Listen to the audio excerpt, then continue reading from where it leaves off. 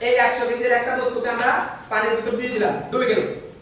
ওই 100 কেজি ওজনের আরেকটা বস্তুকে আমরা পানির ভিতর দিলাম, ডুবলো না।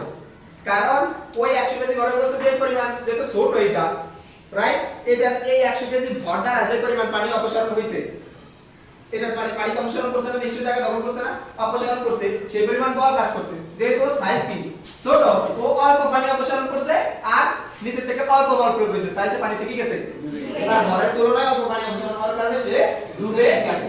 কিন্তু এইটাকে যেহেতু আমরা ফাঁপা করে তৈরি করছি, এটা পানিতে নিমজ্জিত করলে এতটুকু অংশ যে পরিমাণ পানি অপসারণ করে ফেলছে, এটা টোটাল ভরের সমান পানি কি করে ফেলছে, অপসারণ করে ফেলছে। ফলে এটার ভরের সমান ঊর্ধ্বমুখী বল কি করছে, কাজ করছে।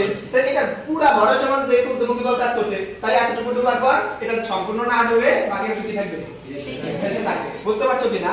এটাকে এই যে জেলার নিচ থেকে ঠেলছে, এটার নাম কি, প্লবতা। তাহলে প্লবতা কাকে বলে?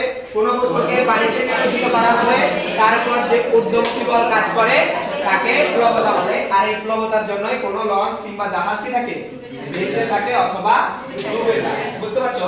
আর তুমি বলছো স্যার কোন জায়গায় লিক হয়ে গেল, তো লিক হয়ে গেলে তো যে ভিতরে যে ফাঁপা জায়গা সেটা পানি দ্বারা পূর্ণ হয়ে ভর বেড়ে যায়। তো ভর বেড়ে গেলে, ভর বুঝছো তো, পদার্থের পরিমাণটা ভর বলে না, ভর বেড়ে যায়। তো ভর বেড়ে গেলে নিচ থেকে যে প্লবতা আসতেছে সেই তুলনায় ভর বেশি হলে কি যাবে, ডুবে যাবে। আমরা দেখি ডিম, পচা ডিম পানিতে ভাসে, কিন্তু ভালো ডিম কি যায়, কারণ ভালো ডিমের ঘনত্ব বেশি পানির ঘনত্বের চেয়ে, এই কারণে সে ডুবে যায়। বুঝতেছো? আবার পচা ডিমের ঘনত্ব পানির ঘনত্বের চেয়ে কম, তাই সে কি থাকে, বেশি থাকে। অর্থাৎ ঘনত্ব খুবই গুরুত্বপূর্ণ। শেষ করে দাও। তাহলে আজকে আমাদের এই টোটাল মোটামুটি যে কর্মযোগ্য শেষ করে দাও, যে কর্মযোগ্য